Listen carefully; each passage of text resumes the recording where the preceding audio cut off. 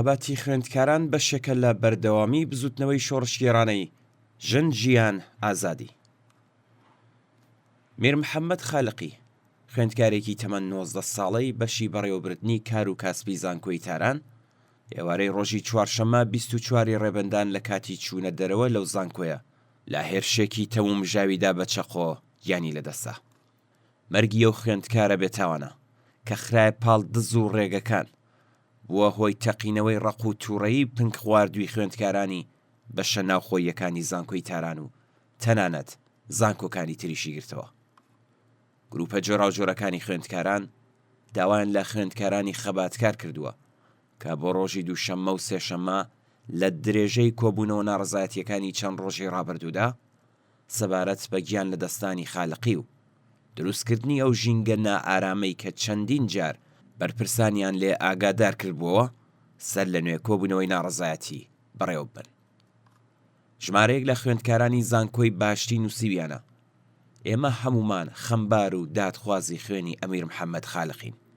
تکایەوی ڕای هاوکاریکردن لە بڵاوکردنەوەی ئەم چالاکیانە خوێندکارانی تریش بۆ بەڕێوەبردننی چالاکی هاوشێوە بانکێشت بکەن.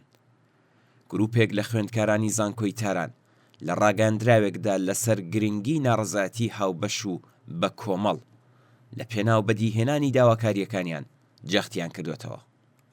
ئەوان نووسیویانە هێشتا زامی لە دەستانی هاو زانکۆ ئازیزەکەمان تازە بووکە بەرپرسانی زانکۆ بە پێی نەریتی هەمیشەیی بە ملکەچبوون بە فەرمانی هێزە ئەمنیەکان و لیباس شەخسیەکان بۆ چوونە ناو حەساری زانکۆ خەیان بە برینی کۆمەڵگای خەمباری خوێندکاریدا پڕژاند. ئێمە کە لە بەشە ناوخۆیەکانی زانکۆ کۆ ببووینەوە تاکو بە شێوەیەکی هێمنانە بەرامبەر بە سیاسەتە دژە خوێندکاریەکانی بەرپرسانی بەشە ناوخۆیەکان و زانکۆ لەوانە نائەمنی ڕێگاکانی نزیک لە زانکۆ و بەشە ناوخۆیەکانی چەمران ناڕزایەتی دەرببڕین بەهۆی کەمتەرخەمی بەرپرسانی زانکۆوە لەگەڵ لیباس شەخسیەکان بەرەو ڕووبووینەوە. لێدان و ئەزیەت و ئازاری توندی خوێندکارێک، دەستگیرکردنی 4 خوێندکار، دزینی کەلوپەلی خوێندکاران هەروەها سوکایەتی و هەڕەشە بریتی بوو لە ئاکامی هاتنە ناوەوەی سەرڕەوانەی هێزە ئەمنیەکان بۆ ناو حەساری زانکۆ و یەکێک بووە لە کێشەکانی زانکۆ. خوێندکارانی ناڕازی کە لە سێهەمین ڕۆژدا لە پەردیسی ناوەندی لە هۆڵی هونەرە جوانەکان کۆببوونەوە ڕوو بە دوژمن هاواریان کرد. حراسەتی زانکۆ دوژمنی ئێمەیە و ئامرازی دەستی سپا ئەم خوێندکارانە لە کاتی ڕۆیشتن بەرەو کۆلێژی فەننی دروشمیان دەدا. خوێندکارانی بەغیرەت پشتیوانی ئەگەر پێکەوە نەبین دانەدانە دەکوژرین. خوێنمان نەداوە کە سازش بکەین، بەرپرسی بکوژ ستایش بکەین. خوێندکارانی ناڕازی لە زانکۆکانی تر بەڕاگەیاندرا و کۆبوونەوە هاوخەمی خۆیان لەگەڵ خوێندکارانی ناڕازی زانکۆی تاران دەربڕیوە و پشتیوانیان لە خەبات و ناڕزایەتیەکان کردووە. بۆ نمونە لە ڕاگەاندراوی کۆمەڵێک لە خوێندکارانی زانکۆی عەلامەدا هاتووە.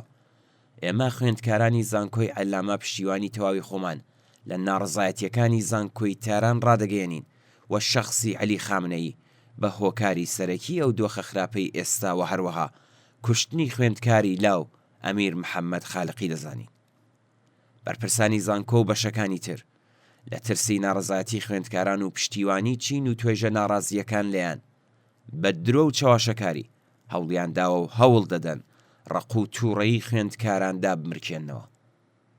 لەم پەیوەندیەدا ئێستا بازاڕی سەرخۆشی و داوای لێبوردن و دەربڕینی شەرمەزاری سەبارەت بە کەمتەرخەمی ئەو ڕووداوە و هەروەها بەڵێنی هەڵگرتنی هەنگاوی خێرا و بەپەلە بە مەبەستی دابینکردنی ئەمنیەتی خوێندکاران لەلایەن بەرپرسانی زانکۆوە گەرمە. بەڵام هەوڵەکانیان بۆ ڕازیکردنی خوێندکاران تا ئێستا سەرکەوتوو نەبووە. ئەو ترس و لەرزەی کار بەدەستانی کۆماری ئیسلامی کە لە بەرامبەر خوێندکارانی ناڕازیدا خۆی نیشان دەدات هۆکاری بەربڵاو و قوڵتری هەیە.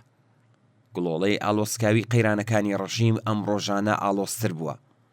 خەباتی کرێکاران، خانەنشینان و خۆراگری بوێرانەی ژنانی ئازاد پۆش و توێژە ناڕازیەکانی تر بۆتە دیاردەیەکی ڕۆژانە و بەردەوام.